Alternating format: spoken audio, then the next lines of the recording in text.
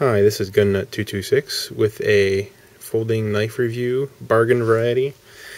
We'll see how this knife works out. First of all, why did I buy this knife?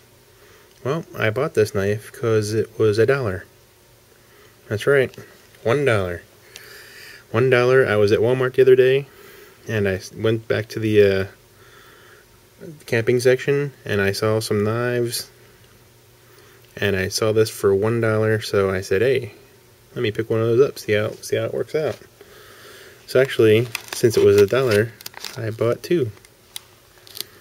So let's take a look at what it looks like. So I guess this could be incorporated into an EDC roll if you wanted to, if you wanted a cheap EDC option, or maybe just like a backup knife. Maybe in my USK this is going to reside, or maybe in another kit, one of my first aid kits maybe. It's hard to say. We'll have to see how. I've got a couple, so we'll see where they fall. First of all, steel and blade type. Well, let's see. Right here it says it is stainless steel. What kind of stainless steel? I have no idea. Right here it's made in China, Walmart.com. Distributed by Walmart stores.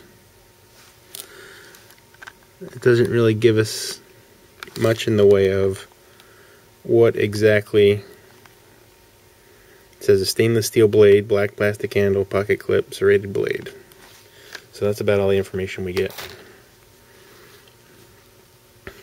It is a semi-serrated edge. It's not hollow ground for sure. So it's probably just a flat grind there. It's a saber grind type thing for the blade type. Does have a thumb stud. It's not ambidextrous by any means. It's just one side. Carry it in the right pocket. It's tip down carry, which I usually prefer tip up carry.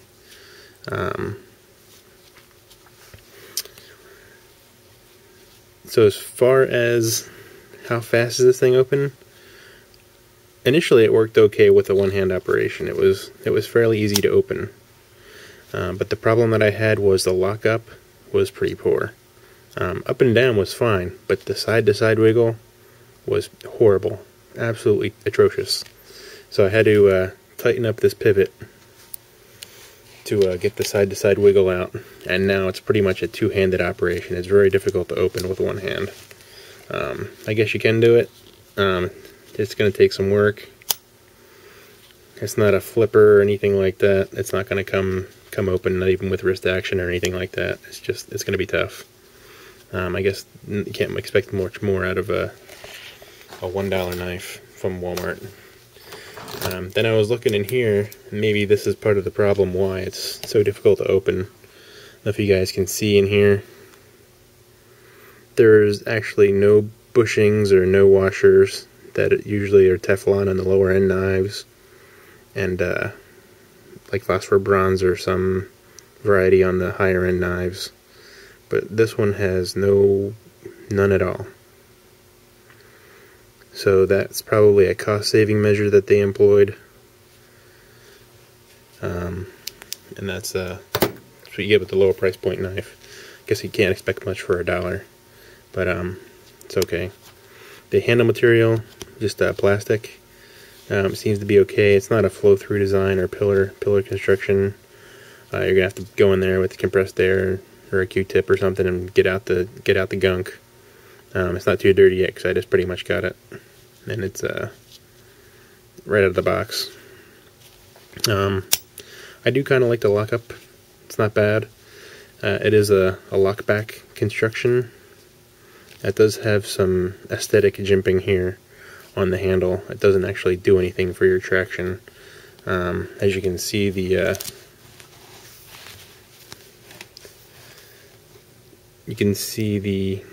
actual spine of the lock, it overrides the handle, so the jimping is pretty much useless. You're gonna probably just be using it like this or try to get up on it. The handle's a decent size. You have pretty good lock-in. and I kind of like that. It's good. I like the feel of it. It's got some finger grooves. Not much traction, like I said before, but it locks in okay. This traction on the side is plastic molded traction. Does actually nothing whatsoever. Provides no additional traction for you. It's pretty slick. It's just a plain old plastic handle. So yeah, I kind of like that. It gives you a good grip. It's got a good ergonomic design, other than you don't get much traction on it. Traction is a function of the finger grooves you lock in with, so it's not bad. The clip is okay. I put it in my pocket.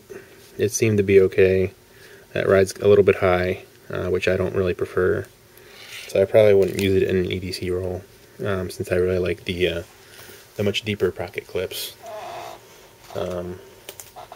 For example, the Jeep rescue knife previously reviewed is one of my favorite pocket clip designs. It's really deep, rides really deep in the pocket, and that's much preferred for me. So durability. What can I say about durability? Don't know. It's a 440 stainless, so the blade might hold up okay initially.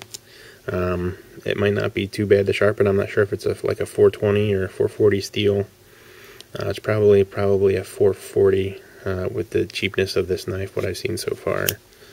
You can see even on the blade it's stamped stainless china. So I'm not really sure how the durability is going to hold out. I probably won't really get a chance to test the durability in any fashion or capacity, because I'm not going to be using it as an everyday carry type thing. It's going to just be riding in my USK or one of my first aid kits or something like that, so probably not much chance to evaluate that. Value?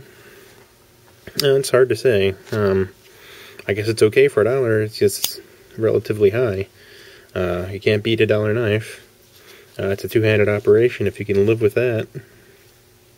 The blade is fairly sharp out of the box. Let's see if we can do some cutting here.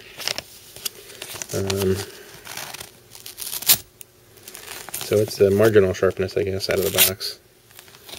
I mean, there is some sharpness to it.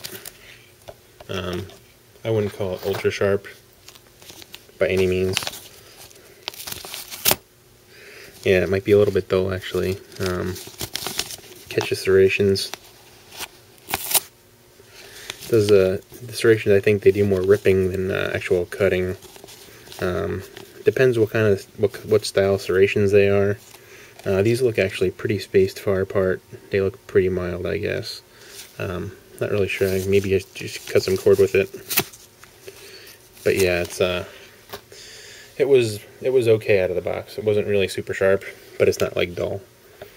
But if you probably can touch it up with a stone, and it wouldn't hurt.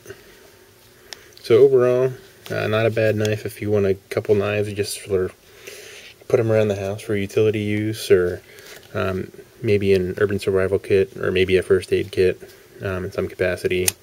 It's hard to say. There's a lot of potential possibilities for this. Just for utility purposes, it's only $1. So you could pretty much just take it and store it anywhere you want. Stash them around the house if you need access to a blade. Well, anyway, I think that's all I have for now. If you like any of my videos, I'll continue to try to find this high value stuff, or at least the cheap stuff that might be high value and better quality. If you have any questions or comments, send me a PM or leave it in the comment section, and please subscribe. Alright, thanks for watching.